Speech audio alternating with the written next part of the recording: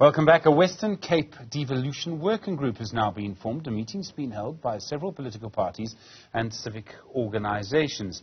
Newzroom Afrika's Athi Mtongana joins us live for more on this from Cape Town. Athi, good afternoon to you. How important is this?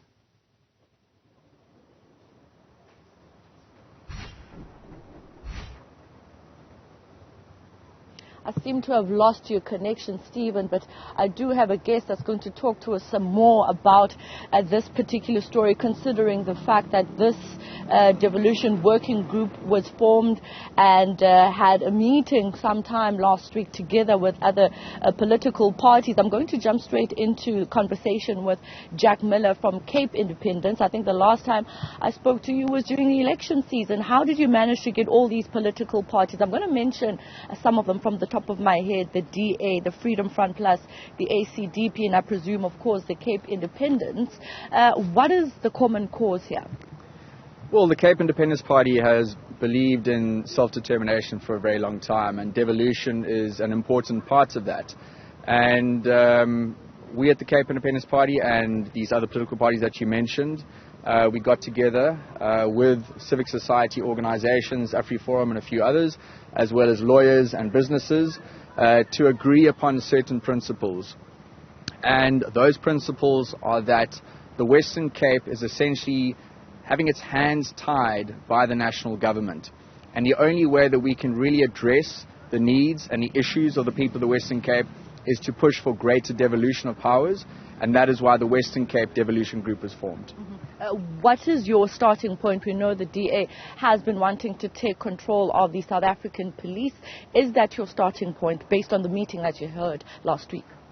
Absolutely. There is a wide spectrum of issues that the people of the Western Cape have, but we all agree that policing is probably a very good place to start, and we believe that the way that the national government has handled policing up until this stage, it's an issue across the country.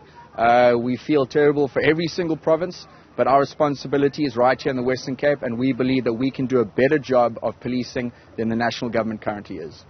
Now, talking about the discourse in the public domain around this whole group being formed, it brings back, the idea of an independent Cape independence, which is something that you have been calling for. And people have labeled you guys racist for wanting to be isolated from the rest of the country. How do you respond to that? Well, we always do. We laugh it off. It's ridiculous. The Western Cape is the true rainbow nation. We're the most ethnically diverse province, not just in South Africa, but in much of the world. So to try and label Cape Independence as racist is an insult to every single ethnicity that calls the Cape their home. Will then anything that you do as an organization be inclusive, considering how service delivery, when you look at it here in the Western Cape, it's quite vivid. People in the townships are always left behind. How would you then be able to be an inclusive group, because the narrative and the discourse seems to suggest otherwise? That's actually a misnomer. Service delivery is leaving everyone behind in the Western Cape, regardless of you're in Mitchell's Plain, in Khayelitsha, in Sea Point, up the West Coast, wherever you happen to be. Service delivery is a problem. And the reason service delivery is a problem is because there's too much centralization in government. The ANC-controlled national government tries to put everything within their ambit of control, and this is what we're trying to do. We're trying to devolve those powers down to local communities, and that way you'll see service delivery improve tenfold. When is your next meeting? We're hoping to budge in so we can hear some of those deliberations.